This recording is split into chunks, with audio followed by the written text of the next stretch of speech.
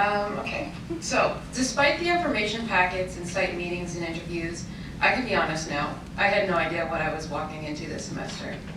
My internship was in a residential program for young men with intellectual and developmental disabilities. One of my biggest worries coming into an internship like this was that I don't have the personality for this. As a more reserved, quiet person, I was worried that I would struggle to make connections and get respect in the program.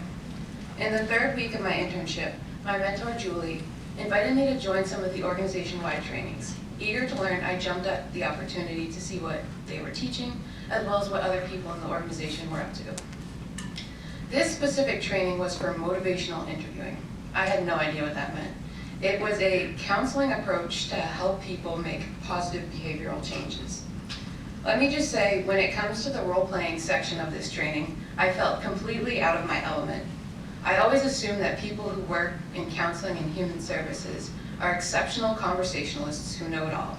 Surely enough, the case managers and clinicians who have been doing this a long time were not playing. I witnessed some serious conversational jujitsu. When it came to my turn, any bit of resistance from the role-playing client, and I was immediately stuck and out of words.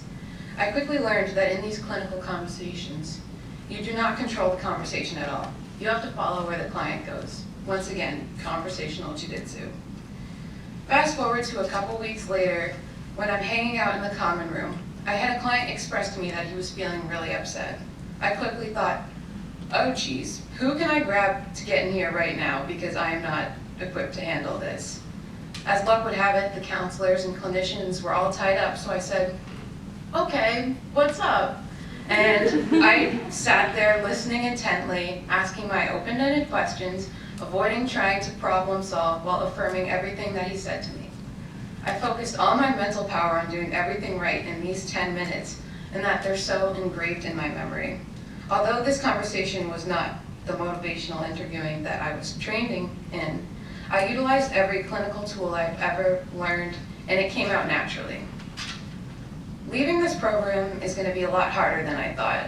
I had a client tell me he enjoys talking to me because it was refreshing that I was not telling him what to do, I was just having a conversation. Seeing others recognize these strengths that I wanted to emulate was incredibly validating. In hindsight, my worries about making connections and getting respect were pretty stupid. I saw being quiet as a weakness, but it came to be one of my biggest strengths. My quiet created opportunity for other reserved people to speak up. It became easier to build a connection with someone by listening and asking questions about what they cared about.